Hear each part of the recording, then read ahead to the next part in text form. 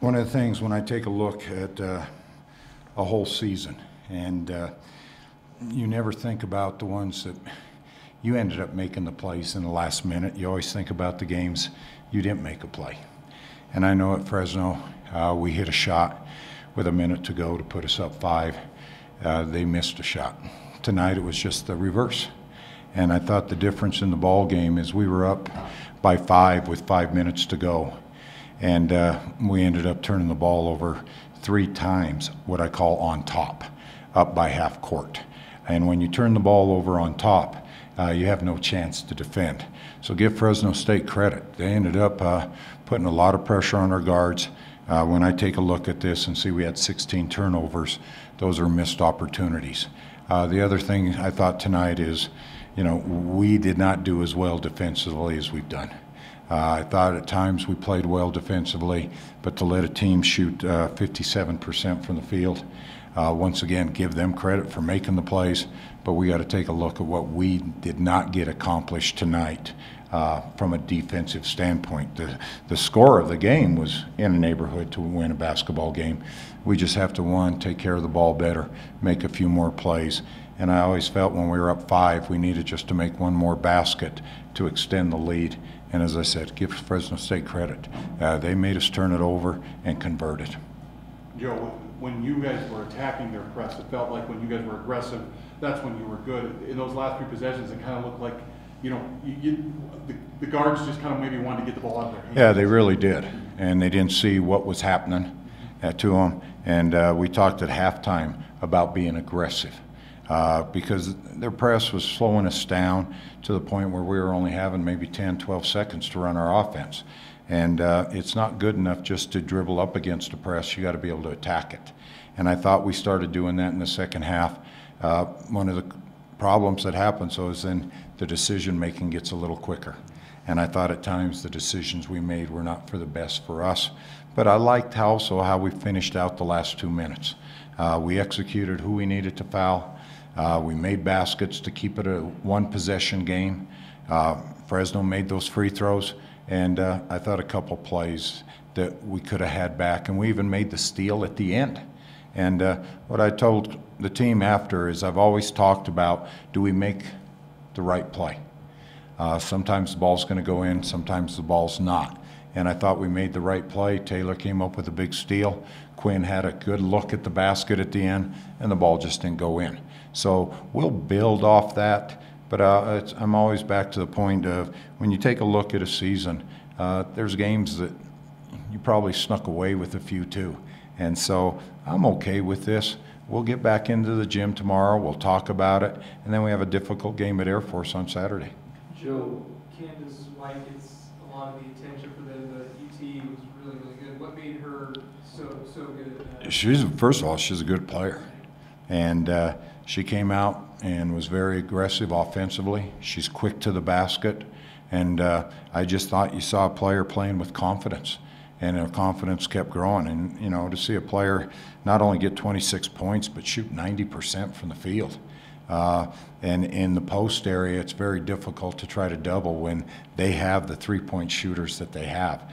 We know that, and so you got to stay pressed out, and you get caught at times in a one-on-one situation, maybe more times than you want. But like I said, good players have nights where they can just get on a roll, and I thought she did that tonight. Joe, Bailey and Marta kind of dominated the third quarter for you. It seemed like you created a little 2-man game. They executed. Did Fresno do something differently or switch things up in the fourth that kind of limited Marta? Now, one of the things that we end up talking about is that we have to get the ball to the inside. And we were able to do that with Marta, with Bailey, and then once again, it's the decisions that they need to make. And it's difficult at times. They do a good job with their zone of when they want to be aggressive, when they want to pack it in and take away that elbow. And we did some things that I thought kept us in the ball game. We just had to make a few more plays. And like I said, when we were up 5, Fresno made the plays to get back in the game where we needed to make a play or two, just even have an attempt at the basket.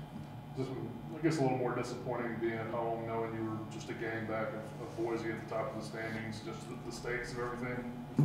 Yeah, when I take a look at things, you know, I know where we were picked to start the year, and we sure weren't picked to be right where we're at today. So one of the things that I take a look at for the team is talk to them about, you know, you got to defend your home court. I think we're 12-2 at home this year. You're going to have games where it just doesn't work for you. And I thought tonight it came down to a play here and a play there, and that's better for me to take a look at rather than if you were beaten by 15 or 20 points and then you got some real problems to deal with. But we'll build on this, and we keep going. We knew that coming down the stretch here, playing Fresno State, who was picked ahead of us in the league, playing New Mexico on the road, we knew those were going to be difficult. Air Force is difficult. And then we'll have senior night against San Jose State, which will be really emotional considering that we have 6 seniors that have given so much to this program. So we'll get back after it again tomorrow. And one thing that's always nice for players, they move on rather quickly. Coaches are the ones that will go through the film. We'll talk about missed opportunities.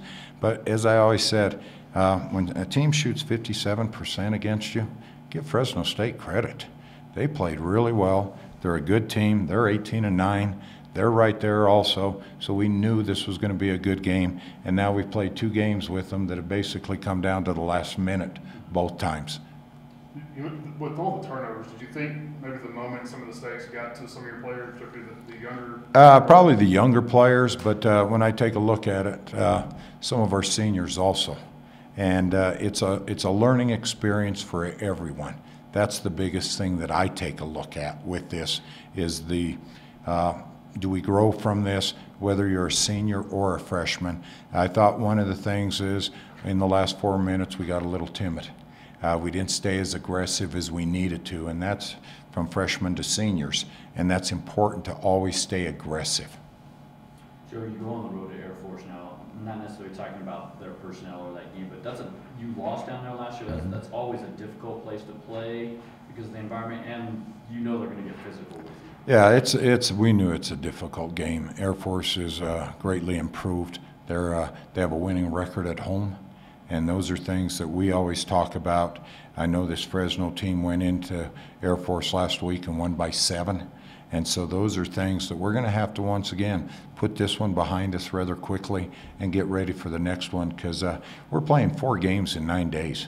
You don't have time to worry about what happened tonight, whether it's to celebrate or feel upset about the loss. You got to move on quickly, and we'll get back in the gym tomorrow, and we have a great deal still to play for.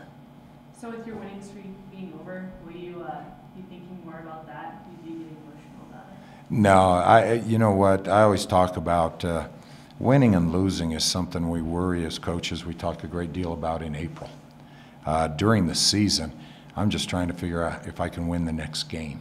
And, you know, maybe if the players felt a little more pressure with it, we didn't address it at any point in time where we would talk about it.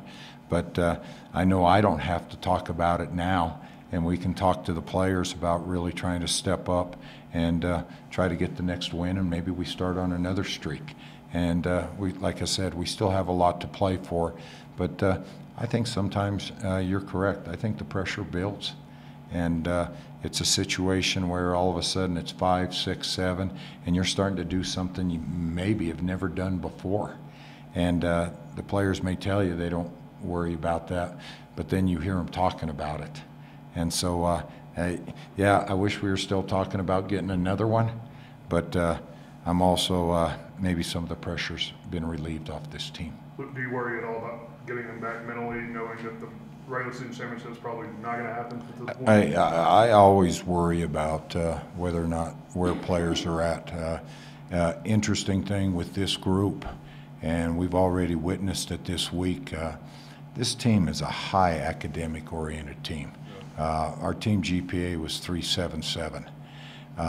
They're already trying to get their work made up for the tournament, and some of them have already talked to me about missing 7, 8 days of class and everything they're trying to get done. And I know that's weighing on them, probably more than a basketball game. And I understand that, And so we're trying to find time to make sure that they get all the time they need to get their academics in place for us to be able to travel, not only with Air Force, but the week after with New Mexico, and right then into the Mountain West tournament.